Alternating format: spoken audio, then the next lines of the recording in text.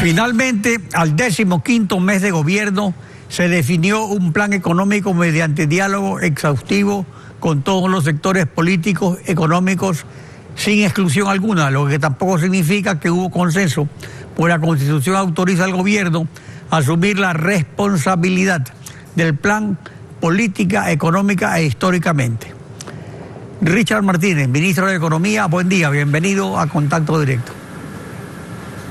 Muy buenos días, Alfredo, un cordial saludo y a la audiencia también. No hay plan económico perfecto y lo único que permite evaluarlos cabalmente son sus resultados. Examinaremos algunas observaciones formuladas respecto a las remisiones del asambleísta Pavel Muñoz y Giovanni Tariguana, director de Unidad Popular, que señalaron lo siguiente. La última remisión que se utilizó en el año 2015 teníamos una previsión de decrecimiento económico y un barril de petróleo que había bajado incluso de los $20 por cada barril.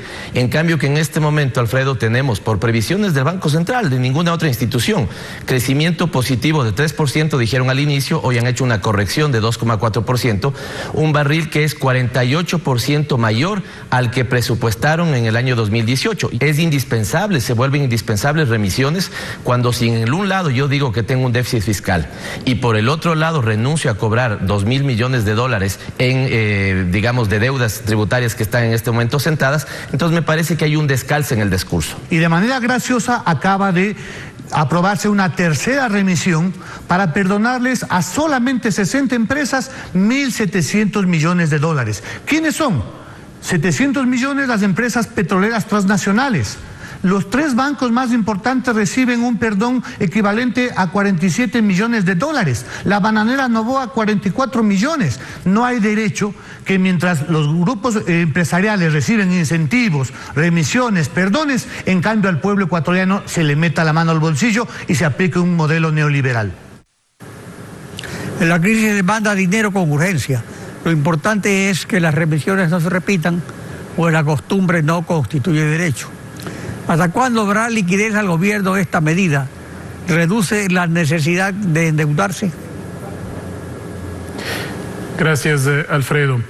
Efectivamente, creo que el proyecto de ley, como se señalaba al inicio, es un proyecto de ley que marca una clara ruta de lo que quiere el gobierno y de lo que quiere el país, pues finalmente ha sido aprobado en el legislativo por distintas bancadas. Por un lado, quitarle carga a los ciudadanos, quitarles carga y darles más oxígeno a los pequeños empresarios y por el otro lado trazar una clara trayectoria de equilibrio fiscal en el mediano plazo. En relación al tema concreto de la remisión tributaria, que hay que desmitificar varias cosas. Primero, sí llama la atención, Alfredo, que asambleístas y personeros públicos del año 2015 hoy critiquen una remisión que es mucho más beneficiosa que la del 2015.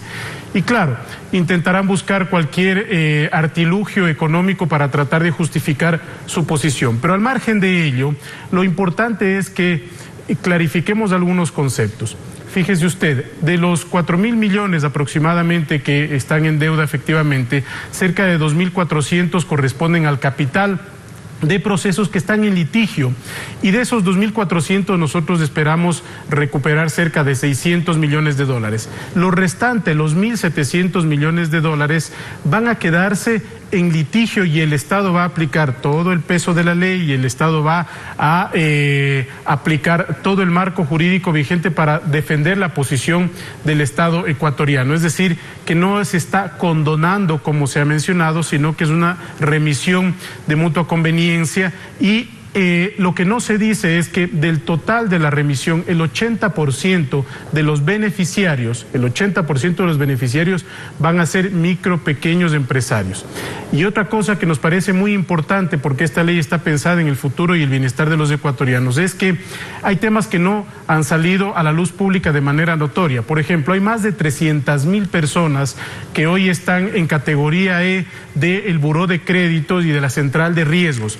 Esas personas que por muchos años no han podido limpiar su historial crediticio van a poder hacerlo durante los próximos 90 días. Nos parece que es muy importante este beneficio para los ciudadanos porque les va a permitir acceso a crédito, les vamos a acompañar a esas personas para que puedan recuperar su capacidad de acceder a un crédito, que es muy importante. Además, hay beneficios, por ejemplo, para los exbecarios del Instituto Ecuatoriano de Crédito Educativo, hoy inexistente ya el instituto, pero esas personas que por alguna razón no han podido pagar a tiempo sus créditos y que hoy tienen procesos legales en marcha por aquello, también pueden acogerse a esta remisión. Es decir, es una remisión que beneficia a los ciudadanos por el lado del IESE, de la Agencia Nacional de Tránsito, de los GATS, de la Superintendencia. Es una remisión que está pensada en quitarle peso de encima a los ciudadanos. Ahora, ¿en qué medida la remisión alivia el déficit fiscal, evita la necesidad de nuevo endeudamiento? Como punto de partida, Alfredo, buenas noticias. Este año, entre enero y julio, tenemos un déficit cercano a los 800 millones de dólares, es decir, una reducción de 66% frente al déficit registrado en enero-julio del año pasado. Es decir, estamos por la ruta correcta. La remisión se necesita, ¿por qué? Porque aun cuando hayamos hecho este esfuerzo y vamos a seguir en la línea de la optimización del gasto público, no es suficiente. La cifra que nosotros estimamos recaudar por concepto de remisión es cercana a los 600 millones de dólares. Eso nos permitirá cerrar el año con cerca de 1.200 millones de dólares de déficit primario, es decir, aquel que no contabiliza deuda, y aproximadamente 4.000 millones de dólares del déficit global. Es importante ir cerrando la brecha de financiamiento y el déficit fiscal en el largo plazo. ¿Por qué? Porque a mayor déficit, mayor deuda, y los esfuerzos que tenemos que hacer para el próximo año, Alfredo, son esfuerzos importantes. Por ejemplo, la disposición de la Corte Constitucional del pago del 40% de las pensiones jubilares, que tenemos que cumplirla efectivamente como Estado.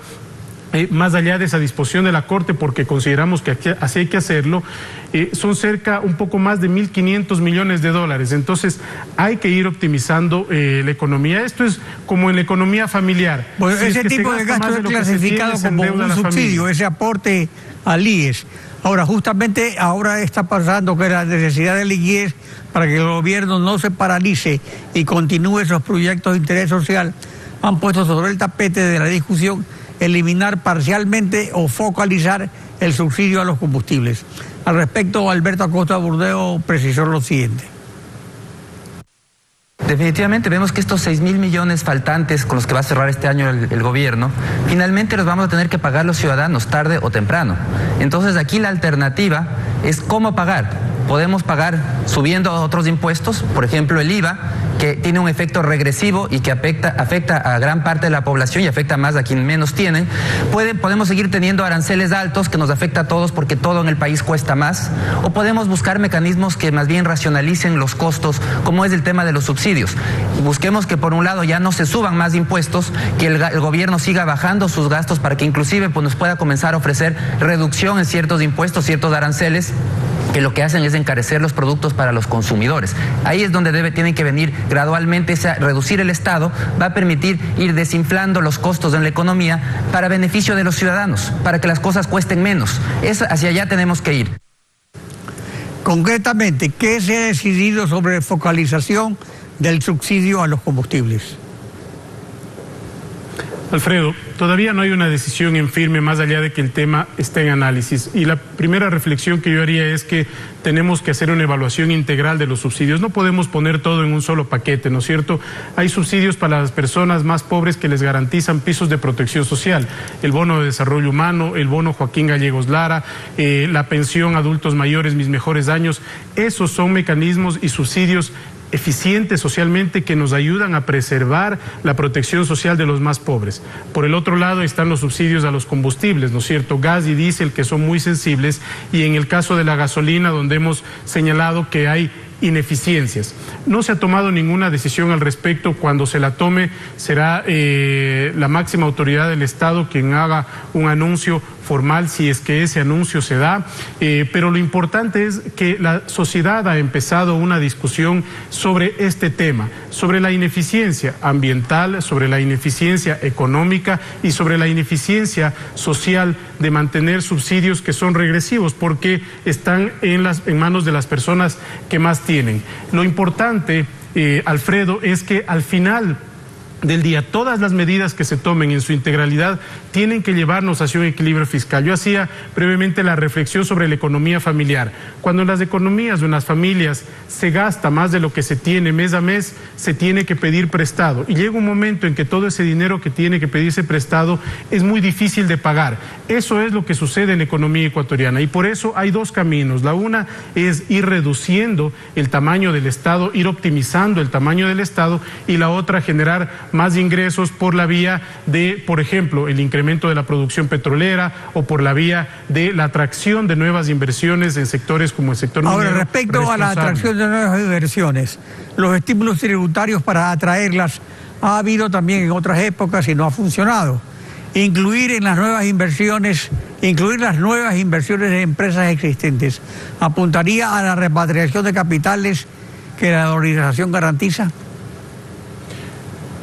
Nosotros confiamos en que sí, Alfredo. Y este grupo de incentivos, a diferencia de los anteriores, tiene un acompañamiento de la política pública. Es lo que faltaba antes, se daban incentivos, pero había muchas contradicciones en la política pública. Hoy el marco normativo, la política de comercio exterior apunta, por ejemplo, claramente a la Alianza del Pacífico, a una visión moderna de integración.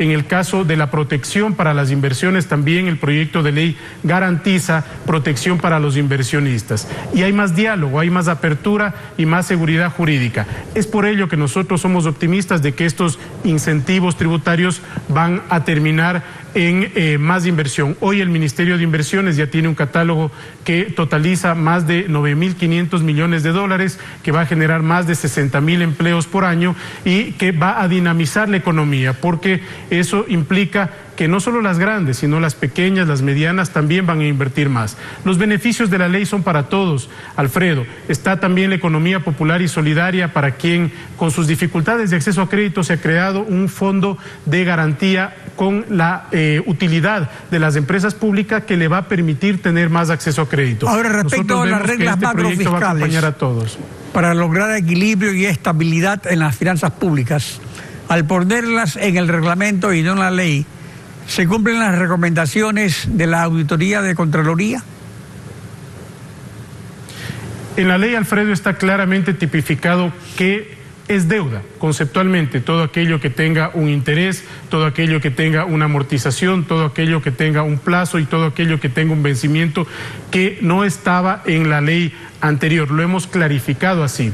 Respecto al cumplimiento de las recomendaciones de Contraloría, son 18, 17 de ellas atañen al Ministerio de Economía y Finanzas. El día jueves de la semana anterior enviamos un informe detallado de cumplimiento de las 17 recomendaciones que hemos dado a Contraloría.